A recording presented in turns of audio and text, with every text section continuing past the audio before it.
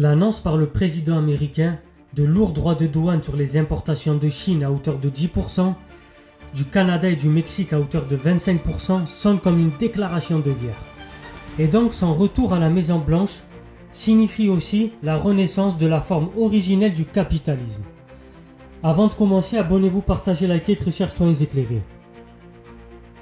Donc, un certain capitalisme est mort. Mais un nouveau capitalisme trumpiste s'impose peu à peu comme on va le voir. Le libre-échange pur et dur recule. Mais le mercantilisme, qui mêle marchandage, guerre des droits de douane et menaces militaires progresse. Les monopoles prospèrent, les mers se ferment et les poussées impériales se multiplient.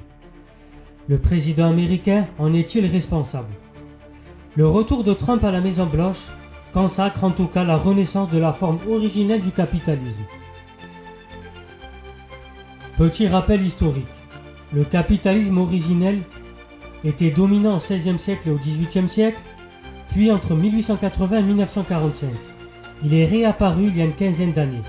Le libéralisme, ou plutôt le néolibéralisme, postulait que l'abondance de biens et la concurrence assureraient paix et bien-être au plus grand nombre. Bien évidemment, il n'en a pas été le cas. Ce capitalisme illibéral s'accommode aussi de régimes autoritaires. Il part du faux principe qu'il n'y aura pas assez de ressources pour tout le monde et que dans cette économie de la rareté, une lutte à mort est nécessaire pour les accaparer et donc pour avoir le plus de richesses possible. Bien sûr, celui qui s'est autoproclamé tarifman, je vous rappelle que tarif ça signifie droit de douane en anglais, tient sa promesse de campagne. Il a décrété samedi 1er février de lourds droits de douane sur les importations de Chine à hauteur de 10%, du Canada et du Mexique à hauteur de 25%. Bien évidemment, ça sonne comme une déclaration de guerre. La paix est certes gage de prospérité, mais elle est d'abord destinée à son pays. Il le répète sans cesse, America First. Donc, dans un jeu économique gagnant-perdant pour les autres, chacun essaiera de tirer son épingle du jeu pour être l'allié et non l'ennemi de Donald Trump. On l'a vu avec la démarche de Giorgia Meloni. Donald Trump ne se cache même pas de ses visées impériales, assénées dans son discours d'investiture.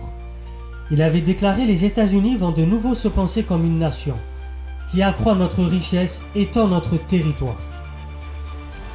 Dans la partie 2, on verra que cette logique de prédation revient dans les propos de Donald Trump. Il avait déclaré: nous sommes le prédateur dominant.